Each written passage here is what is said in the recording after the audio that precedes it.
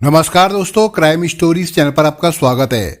दोस्तों, आज की जो एक क्राइम की घटना है वो है नागपुर, महाराष्ट्र से। दक्षिण नागपुर के हुड़केश्वर रोड इलाके में साधारण आमदनी वाले परिवार रहते हैं। इसी इलाके के सनमार्ग नगर बांते लेआउट शिव गौरी कॉवेस्ट के पास विजय गोविंदराव पिल्लेवार परिवार समेत रहते थे। 55 साल विजय प्रॉपर्टी डीलिंग का काम करते थे। कुछ साल पहले तक तो हालात ठीक ठाक थे, लेकिन समय का पहिया कुछ ऐसा घुमा कि विजय पिल्लेवार की माली मामले में हिम्मत हारने लगी। विजय पिल्लेवार इस मामले में खुश नसीब थे कि हम दो हमारे दो की तर्ज पर उनका छोटा परिवार था। पत्नी कांताबाई घरेलू औरत थी। बेटा विक्रांत उर्फ रोहित 26 साल का हो चला था। बेटी अवंती 20 साल की थी। नागपुर में प्रॉपर्टी के धंधे में बरकत का ये आलम रहा कि एक समय में यहाँ कई लोगों की लॉटरी सी लग गई। सामान्य घर वालों के बंगले बन गए। 2 पहिया की जगह पर 4 पहिया वाहन घर की शान बन गए। लेकिन साल 2016 में हवा का एक झोंका सा आया जिसने कईयों की खुशियों को झकझोर कर रख दिया था। भारत सरकार ने नोटबंदी क्या कराई, कईयों की जिंदगी में पाबंदी लग गई। खर्चों के लिए खुले रहने वाले हाथ बंधने से लगे। रुपए का गणित गड़बड़ा गया। दौलत के साथ शोहरत का भी ग्राफ गिरने लगा। विजय पिल्लेवार भी उन कई लोगों की कतार में शामिल हो गए जो मुफलिसी की आहट सुनकर दबे दबे से रहने लगे। उनकी पत्नी कांताबाई की खुशियों पर तो मानो सांप लौट गया था। गर्दिश के दिन आने की चिंता का झटका दिमाग पर लगा तो उन्होंने खाट पकड़ ली। वे बीमार रहने लगी। ऐसे में पिल्लेवार परिवार के लिए बेटा विक्रांत उर्फ रोहित आस का नया दिया जलाने लगा था। विक्रांत ने कम समय में तरक्की के नए नए पायदान छुए थे। घर के सामने खड़ी बेटे की कार पिल्लेवार परिवार की अमीरी की ओर बढ़ते कदम का परिचय देने लगी थी। विक्रांत न केवल बॉडी बिल्डर था बल्कि वो बॉडी ट्रेनर भी था। कई रईसजादों से लेकर अफसरों को वो फिटनेस ट्रेनिंग दिया करता था। 25 अप्रैल 2020 को विजय पिल्लेवार काफी बेचैन और घबराए हुए थे। कोरोना संकट को लेकर लॉकडाउन का ऐलान हुआ 1 महीना हो गया था। घर में रहते हुए बेटे विक्रांत ने गुस्सैल स्वभाव के कई रंग दिखाए थे। 3-4 दिन पहले ही वो किसी दोस्त के साथ झगड़ा करके आया था। कर्फ्यू में घर से बाहर नहीं निकलने की हिदायत के बाद भी विक्रांत का अनियंत्रित सा रहना परिवार वालों के लिए परेशानी का सबब बनने लगा था। पहले वो दिन में कम समय ही घर पर रहता था, लेकिन अब वो घर में रहने को मजबूर तो था, लेकिन अपनी हरकतों से घर का माहौल डर वाला बना रखा था। विक्रांत बात बात पर घर के लोगों पर भड़क उठता था। माँ बाप कुछ कहते तो उन्हें भला बुरा कहता और वैसी की तरह घूर कर देखता था। छोटी बहन प्यार जताती तो वो उसे भी चुप कर देता था। पिता विजय पिल्लेवार बेटे के स्वभाव को लेकर सोच विचार में ही थे कि किसी बात को लेकर विक्रांत उपद्रवी हो गया। वो घर के बर्तन फेंकने लगा, दीवार पर हाथ और सिर पटकने लगा। हिंसक पशु की तरह वो घुर्राने भी लगा था। पास पड़ोस के लोग भी समझ नहीं पा रहे थे कि आखिरकार अच्छे खासे हैंडसम दिखते लड़के को हो क्या गया है। पूरा पिल्लेवार परिवार घर में ही डरा सहमा सा था। विक्रांत अजीब सी हरकतें करते हुए इधर उधर हाथ पटक रहा था। विजय पिल्लेवार ने छिपकर अपने दोस्त को फोन लगाया, विक्रांत की हरकतों के बारे में जानकारी दी। तब वो दोस्त मदद के लिए उनके घर आया। कुछ समय बातचीत करने के बाद वे विक्रांत को घूमकर बाहर आने के बहाने मेडिकल अस्पताल क्षेत्र के एक डॉक्टर के घर ले गए। डॉक्टर ने जांच के बाद कहा कि कभी कभी ऐसी हालत हो जाती है कि साधारण इंसान भी असाधारण सी हरकतें करने लगता है। उसके साथ सामान्य बर्ताव होता है तो वो भी सामान्य हो जाता है। डॉक्टर ने कुछ गोलियां खाने को दी और ये कहकर घर लौटा दिया कि फिलहाल विक्रांत का लंबा चेकअप नहीं किया जा सकता है। लॉकडाउन है, इसलिए किसी अस्पताल में भर्ती भी नहीं किया जा सकेगा। सो बेहतर यही होगा कि उसे घर में ही रखा जाए। वो जो भी कहे उसकी बात की खिलाफत ना की जाए। डॉक्टर के यहाँ से लौटने के बाद विक्रांत घर पर अपने कमरे पर जाकर सो गया। रात के 8 बजने वाले थे। वो जागा। रात 9 बजे बहन अवंती ने उसे बड़े लाड़ के साथ भोजन करने को कहा। वो थोड़ा मुस्कुराया, फिर टीवी वाले कमरे में सोफे पर जाकर बैठ गया। उसके माता पिता भी करीब में आकर बैठ गए थे। सभी टीवी देख रहे थे। उसी दौरान विक्रांत अपने कमरे में गया। उसने एक इंजेक्शन अपने हाथ में लगाया। माना गया कि वो इंजेक्शन स्टेरॉइड का था। स्टेरॉइड का इंजेक्शन लगाकर विक्रांत फिर से सोफे पर बैठकर टीवी देखने लगा। शायद उस पर स्टेरॉइड का नशा चढ़ने लगा था। कुछ मिनटों में ही पिता विजय पिल्लेवार सोफे से उठकर मोबाइल फोन अपने हाथ में ले रहे थे। उसी दौरान विक्रांत चिल्ला उठा, कोई मोबाइल फोन को हाथ नहीं लगाएगा, जो जहां बैठा है वहीं बैठा रहे। विक्रांत की बात पर उसके परिवार वाले पहले तो दंग रह गए, फिर सभी ने सोचा कि शायद विक्रांत मजाक कर रहा है। पिता ने बगैर कुछ बोले फिर से मोबाइल फोन की ओर हाथ बढ़ाया। तब विक्रांत ने पिता के गाल पर थप्पड़ मार दिया। मां कांताबाई से रहा नहीं गया। उन्होंने हिम्मत करके विक्रांत को फटकारा, होश में तो है पगले, अपने बाप पर हाथ उठाता है, तेरे को नर्क में भी जगह नहीं मिलेगी। विक्रांत और भी गुस्से से लाल हो गया। उसने मां को भी थप्पड़ मारा। छोटी बहन कुछ बोलती इससे पहले ही उसने उसे भी एक तमाचा मार दिया। थप्पड़ खाकर गिरे पिता ने उठकर विक्रांत की खिलाफत करने की कोशिश की तो घर में कोहराम मच गया। माँ और बहन बीच बचाव करती रह गई। विक्रांत पिता पर टूट पड़ा। उसके सिर पर मानो खून सवार था। लोहे की छड़ से सिर पर वार करके उसने पिता को फिर से गिरा दिया और जोर जोर से उनका सिर फर्श पर पटकता रहा। विक्रांत की हैवानियत यही खत्म नहीं हुई। उसने बड़ी बेरहमी से अपने दांतों से पिता का गला काट दिया, फिर उनका अंग अंग काटकर चबा गया।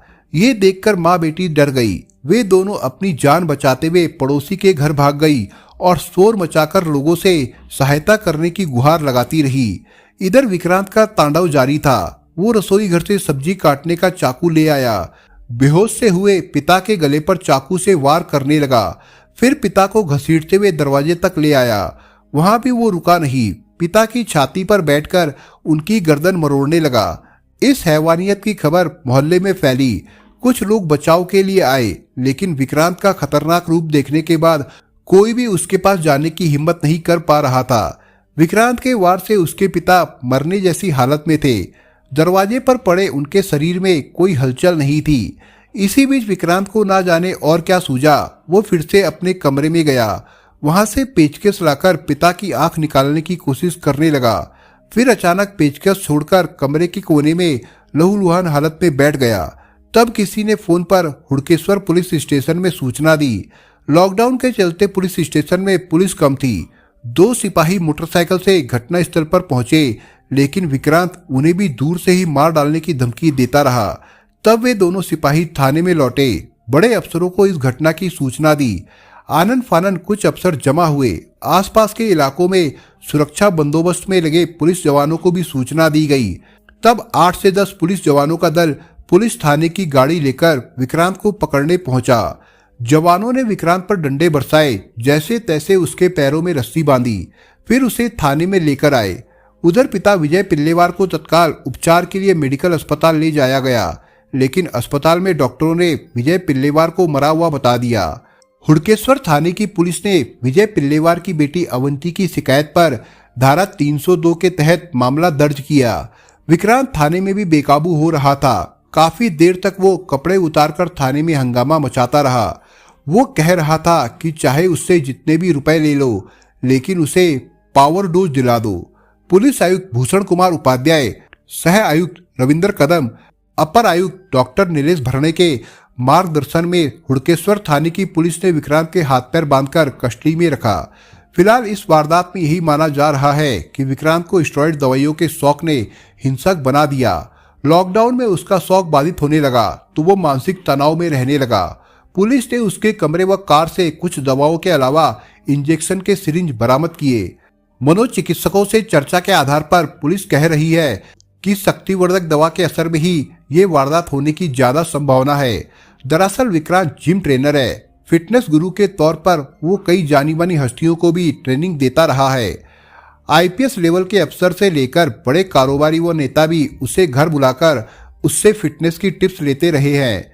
12वीं क्लास में फेल होने के बाद उसने कुछ समय तक मेडिकल स्टोर में काम किया। उसे पहले से ही जिम जाने का शौक था। जिम ट्रेनर का कोर्स करने के बाद वो बतौर ट्रेनर काम करता था। वो मॉडल की तरह दिखता है। उसने पार्टनरशिप में जिम शुरू किया। जिम के साथ ही वो स्टेरॉइड दवाओं व इंजेक्शन की बिक्री का काम करता रहा है। उसने बकायदा वी चैंपियनशिप नाम से एक मोटिवेशनल संस्था शुरू की थी। सिक्स पैक बॉडी के लिए चर्चित विक्रांत के कई युवा नेताओं से भी संबंध है। वो बॉडी बनाने के लिए अलग अलग दवाओं के इस्तेमाल व उनके लाभ के बारे में भी क्लास लेता रहा है। इस संबंध में वो ऑनलाइन टिप्स भी देता था। विक्रांत के नेटवर्क में कई हसीन युवा युवतियां हैं। कुछ महीने पहले ही उसने एक बॉडी डेवलपमेंट इवेंट का आयोजन किया था। उसमें बॉडी फिटनेस से संबंधित स्टार्स को मुंबई से बुलवाकर शामिल किया गया था। 2-3 साल में ही उसकी जिंदगी में काफी बदलाव आ गया था। उसका आपराधिक रिकॉर्ड नहीं है, लेकिन उसके दोस्तों में ऐसे युवाओं की संख्या बढ़ने लगी जो विविध क्षेत्रों में दबदबा रखते हैं। हुक्का पार्लर से लेकर युवाओं के रोमांस स्थल माने जाने वाले कुछ रेस्टोरेंट में भी उसका खासा दबदबा था।